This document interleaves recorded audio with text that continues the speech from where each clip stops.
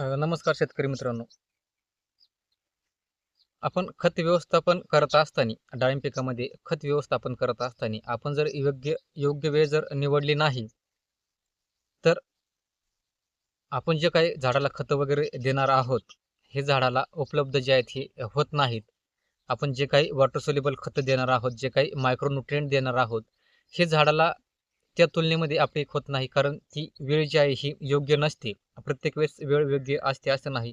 महिन्यातले काही दिवस हे योग्य असतात, तर महिन्यातले काही दिवस हे योग्य नसतात. त्यामुळे जे आहे आपल्याला पुरेपूर जो आहे आपण दिलेल्या खतांचा किंवा जे काही मायक्रोन्यूट्रिएंट आहेत, जे काही वॉटर सोल्युबल खतं आहेत, त्यांचा आपल्या जमिनीला किंवा आपल्या पिकाला, जमिनीला म्हणण्यापेक्षा आपल्या पिकाला फायदा होत नाही.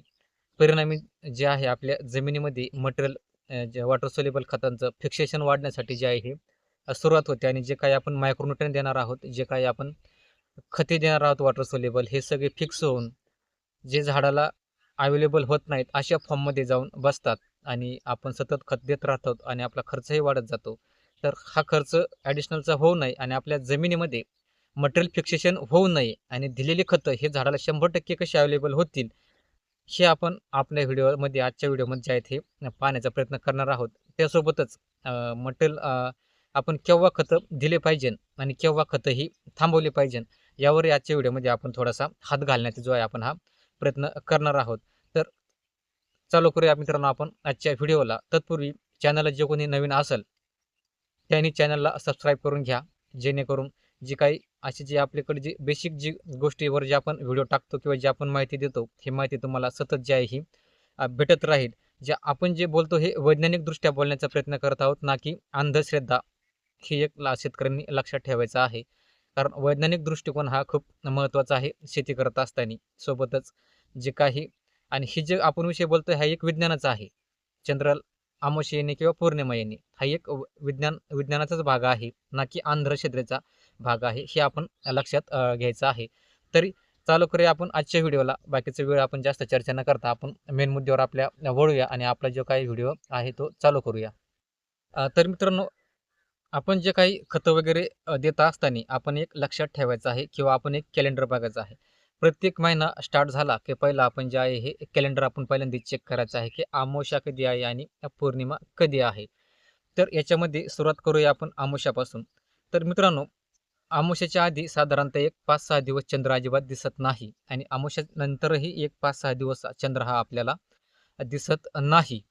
तर अशा वेळेस चंद्र जर दिसला नाही, तर आपण मागच्या 2 व्हिडिओमध्ये बघितलं आहे, की अपटेकचा विषय कसा आहे. चंद्राची रात्र असेल तर अपटेक होतं आणि अंधारी रात्र असेल तर अपटेक हे होत नाही.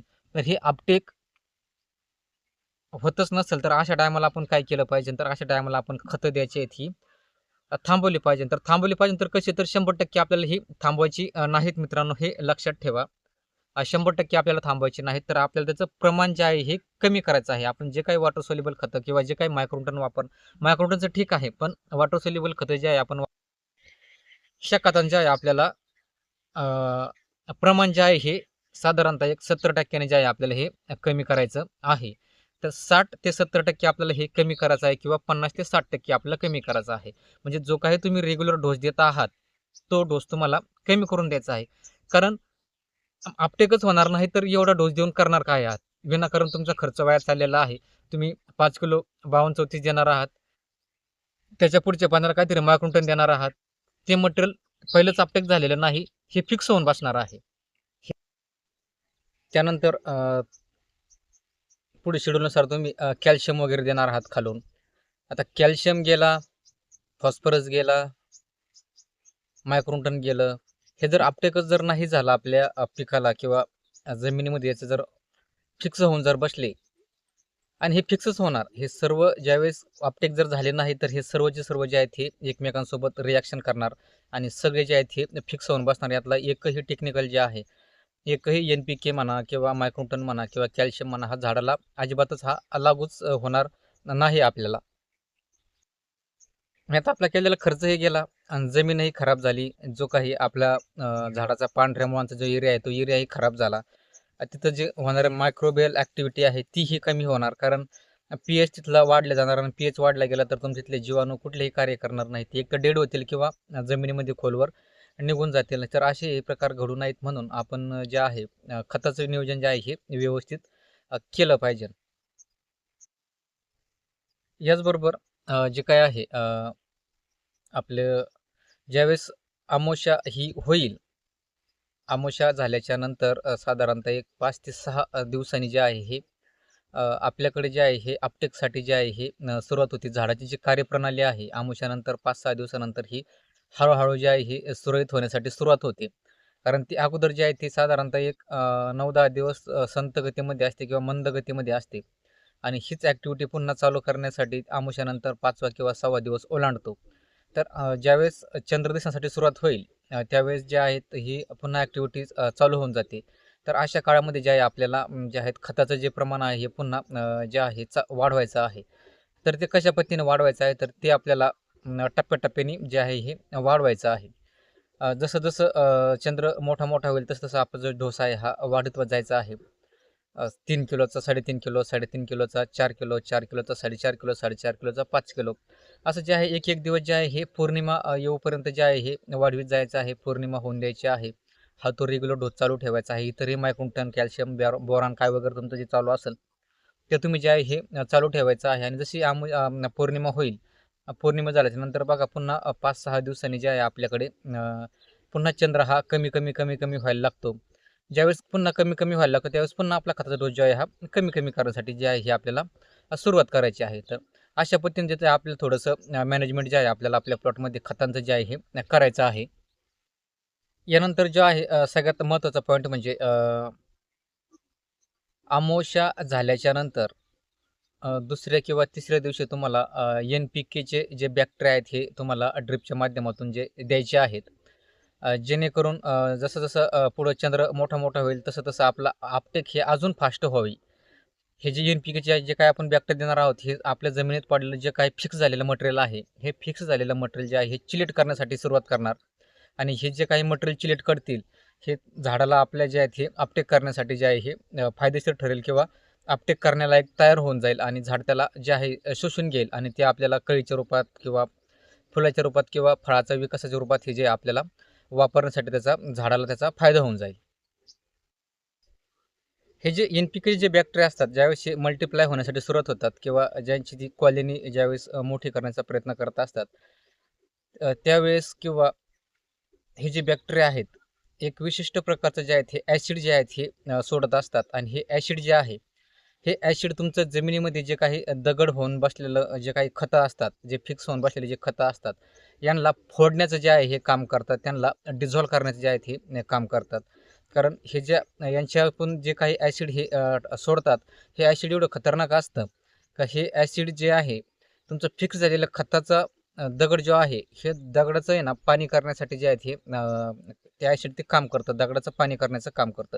त्याला फोडून त्याचं पाणी जे आहे हे करून देतं आणि ज्यावेळेस त्याचं पाणी होतं तेच ते खत तुमच्या आपण जे काही ड्रिपने पाणी देणार आहोत ह्या पाण्याबरोबर जे आहे हे अपटेक होण्यासाठी जे आहे हे सुरुवात होऊन जातं. कारण खताचंही पाणी होऊन जातं आणि झाड जे आहे हे पाणी पितं, खत खात नाही. जर खताचं पाणी झालं तरच ते खत आपल्या पाण्याबरोबर जे आहे हे झाडामध्ये शोषलं जातं. झाड का डायरेक्ट त्याला चावून खात नाही.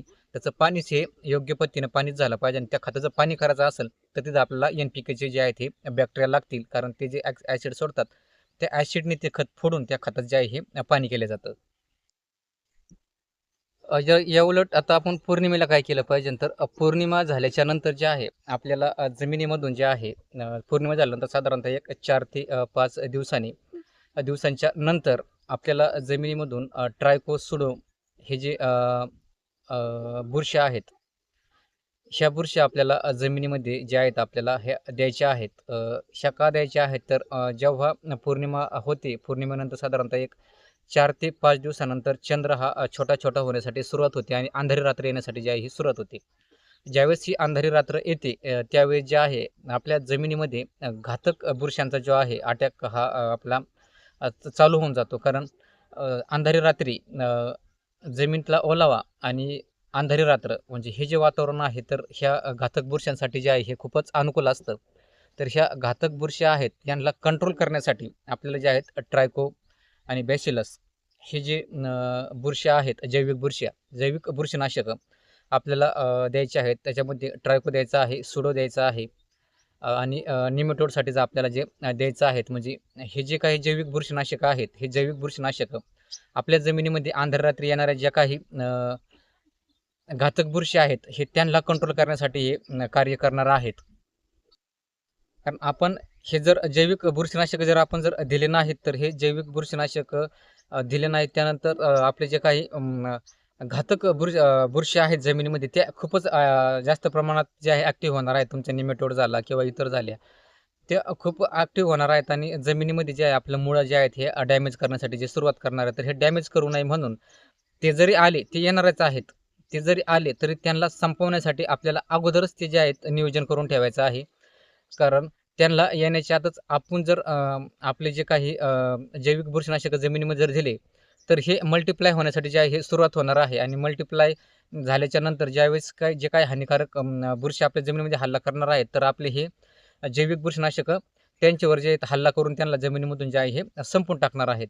तर अशा पद्धतीने ही एक आपल्याला काळजी घ्यायची आहे. आपल्याला अमावस्या झाल्याच्या नंतर 2-3 दिवसांनी किंवा 4 दिवसांनी आपल्याला NPKचे आपटे करणारे जे आहेत बॅक्टेरिया आपल्याला द्यायचे आहेत.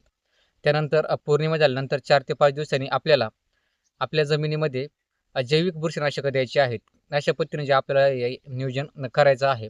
तर मित्रांनो, अशा पद्धतीने जी काही माहिती होती, की अमावस्या आणि पौर्णिमेच्या वेळेस आपण खताचे व्यवस्थापन कसं केलं पाहिजे, केव्हा खत दिले, केव्हा किती खत दिले पाहिजे, त्यावर आपण आज चर्चा केलेली आहे. आता इथपर्यंत व्हिडिओ बघत आलात आणि व्हिडिओ जर आवडला असेल, तर आता एक लाईक करून जा. सोबतच एक सुंदर कमेंट करा आणि यानंतर कुठल्या विषयावर व्हिडिओ असला पाहिजे, त्यावरही कमेंट करा. त्यासोबतच हा व्हिडिओ तुम्हाला कसा वाटला, तोही कमेंटमध्ये लिहा. जास्तीत जास्त तुमच्या नातेवाईक किंवा मित्रांना हा व्हिडिओ शेअर करण्याचा प्रयत्न करा किंवा त्यांना शेअर करा, जेणेकरून त्यांनाही अजून ही माहिती भेटेल आणि तेही त्यांच्या शेतीचं जे काही फर्टिगेशन आहे किंवा खत व्यवस्थापन आहे, तेही अशा पद्धतीनं करण्यासाठी सुरुवात करतील. तुम्ही हा प्रयोग करून बघा मित्रांनो. आता पौर्णिमेचा पिरियड आता जवळ येत आहे. तुम्ही एक प्रयत्न करून बघा. तुम्हाला ह्या काळ किंवा तुम्ही आता एवढे 10-15 दिवस फक्त एक निरीक्षण करा तुमच्या झाडामध्ये काय बदल होणार आहेत. ज्यांच्या प्लॉटमध्ये कळी दिसत नव्हती त्यांना आता कळी दिसण्यासाठी सुरुवात होणार आहे. जास्तीत जास्त कळी जी निघण्यासाठी सुरुवात होणार आहे आणि ज्यांच्या फळांची साईज होत आहे तर त्या शेतकऱ्यांना ह्या 10-15 दिवसामध्ये जे आहे फळांची साईज ही वाढलेली दिसलेली असणार आहे. तर तुम्ही आता निरीक्षण करा फक्त. आता हे जे काही पुढचे 10-15 दिवस येणार आहे ह्या काळामध्ये जे आहे हे निरीक्षण करा. तुमच्या ते लगेच लक्षात येईल. कारण ही एक सायंटिफिक आहे. हे एक वैज्ञानिक विषय आहे. तो तेवढा सत्य पण आहे. तर यासोबतच मित्रांनो एक चॅनलला हाईप करायलाही विसरू नका आणि भेटूया आता आपण पुढच्या व्हिडिओमध्ये. धन्यवाद.